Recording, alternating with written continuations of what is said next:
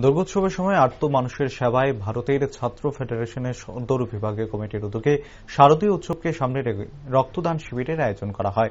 শুক্রবার মেলার মাঠস্থিত ছাত্র যুব ভবনে এই রক্তদান শিবিরে উপস্থিত ছিলেন প্রাক্তন মুখ্যমন্ত্রী মানিক সরকার সহ অন্যান্যরা।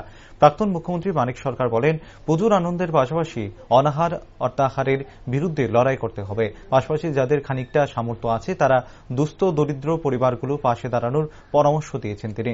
রক্তদান শিবিরের সার্বিক সফলতা কামনা করেন তিনি।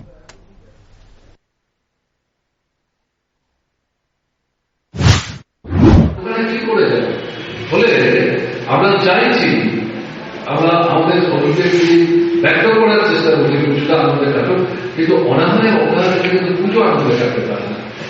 কাদের কাদের করেছে পুজোটা, যদি এই ধরনের পরিবেশ পরিবর্তন থেকে বেরিয়ে যাওয়ার জন্য আমাদের কিন্তু এই পুজোর পাশাপাশি ভাবতে হবে, এগুলো আমাদের ভাবতে হবে। এর মধ্যেও আমার যেটা আবেদন থাকবে, যাদের খানিকটাও সামর্থ্য আছে পুজোর আনন্দ আপনারা তো উপভোগ করবেন।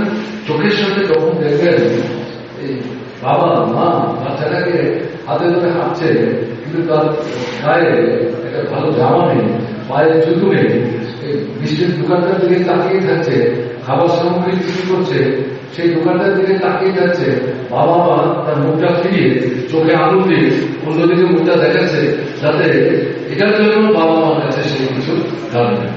কিন্তু যেখানে দেখবেন যদি সমস্যা থাকে তার পাশে দাঁড়ান না, দাঁড়িয়ে নিজের আনন্দের জন্য যে পয়সাটা জমিয়েছেন তার থেকে খানিকটা বাঁচে তাদের সাহায্য করার চেষ্টা করুন।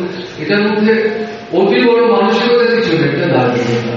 যদি এটাও যদি করা যায়, দুটো চারটা পাঁচটা পরিবারকেও যদি সাহায্য করতে পারেন, তাহলে পরে কিন্তু আপনি যে আনন্দ উপভোগ করতে চাইছেন সেটা করার ক্ষেত্রে খানিকটা কিন্তু আপনি সেখানে আশ্বস্ত হতে পারবেন। এই আবেদন আপনাদের কাছে রেখে এই অনুষ্ঠানটা সার্থক হোক এই প্রত্যাশা ব্যক্ত